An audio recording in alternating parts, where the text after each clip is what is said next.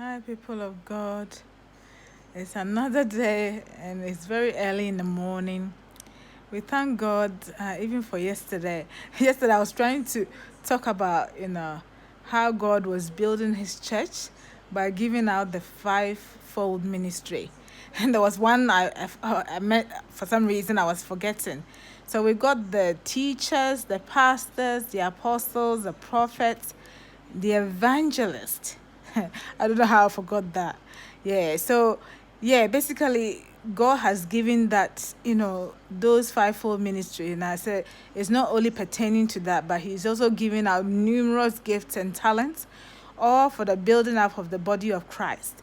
Remember, whatever talent, whatever gift God has given you, if it's for the service of others. Okay, so God gave, because right from the beginning, God gave us that managerial responsibility, and it will take skill, it will take talent, it will take work for us to be able to accomplish that. But remember, like I said, God is, when we look at setting goals, and he is a master planner. You see, right from the beginning, God knew us. Right from even before we were formed in our mother's womb, He had a plan for us. He said, I know the plans that I have for you.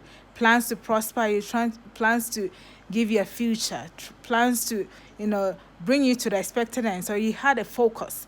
And after He's finished it all, because remember, God finishes. He's the Alpha and the Omega.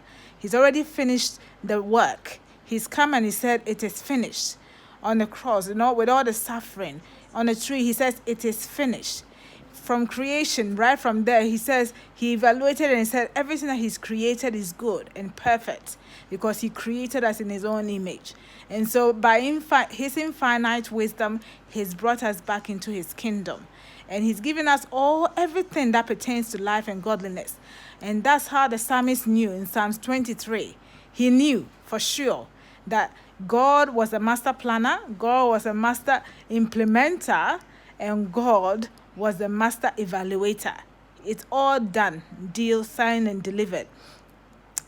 And that's why He said, surely, it's not maybe, surely. He was so sure that God's goodness and mercy will follow Him all the days of our lives, because our days already be completed.